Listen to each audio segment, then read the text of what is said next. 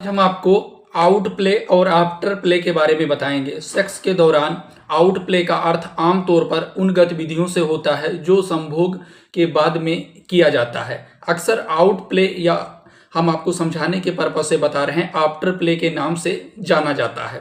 अब इसके बारे में हम आपको विस्तार से डिटेल से हिंदी में जानकारी बताएंगे। सबसे पहले आप ये समझ लीजिए, जिसमें पार्टनर के गले लगना, बातें करना, सहलाना, चूमना, किस करना, ये परफॉर्मेंस के बाद में एक तरीके से ये किया जाता है, जिसे आफ्टर प्ले या आउट प्ले के नाम से जाना जाता है। अब इसके बारे में हम आपको विस्तार से हिंदी में जानकारी बता देते हैं। जैसे कि आउट प्ले या आफ्टर प्ले के कुछ नाम से आपको तो ये बात का पता चल गया, जैसे कि जुड़ाव और सुकून। जैसे कि सेक्स के बाद शरीर को रिलैक्स करने और इमोशन जो समस्या एक तरीके से आपको में ये देखा जाता है।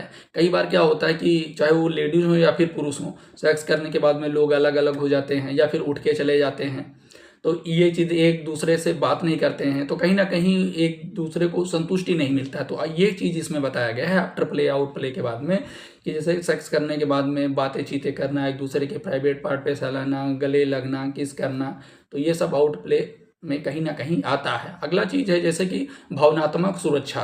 पार्टनर को ये महसूस कराता है कि सेक्स केवल शारीरिक मतलब ज़रूरत नहीं है, बल्कि प्यार भी एक हिस्सा है।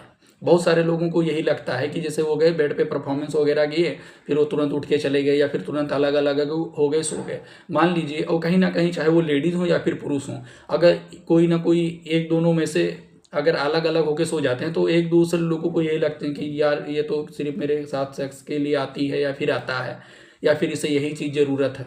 तो ऐसा बिल्कुल भी नहीं है। परफॉर्मेंस करने के बाद में अगर आप एक दूसरे से मिलते हैं, तो कहीं ना कहीं आपका रिश्ता, आपका प्यार और बरकरार देखा जाता है। ऐसा लगता है कि हाँ, एक दूसरे को ये लोग प्यार करते हैं या फिर एक दूसरे के साथ रहना चाहते हैं, एक दूसरे के साथ खुशी मिलता है, तो वो चीज़ बहुत इंपॉर्टेंट होता है। और जैसे कि हार्मोनल संतुलन, जैसे कि यौन गतिविधि के बाद में शारीरिक और मानसिक मतलब शांति भी प्राप्त होता है।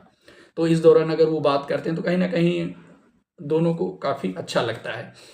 जैसे कि अब हम आपको बता देते हैं आउट प्ले या आफ्टर प्ले क्या होता है। यदि जिस तरह संभोग से पहले की उत्तेजना और फोर प्ले कहा जाता है, उसी तरह संभोग के बाद की जाने वाली क्रियाओं को आउट प्ले और आफ्टर प्ले भी एक तरीके से कहा जाता है, जो शारीरिक और भावनात्मक संतुष्टि को बनाए रखने में मदद करने का काम करता है।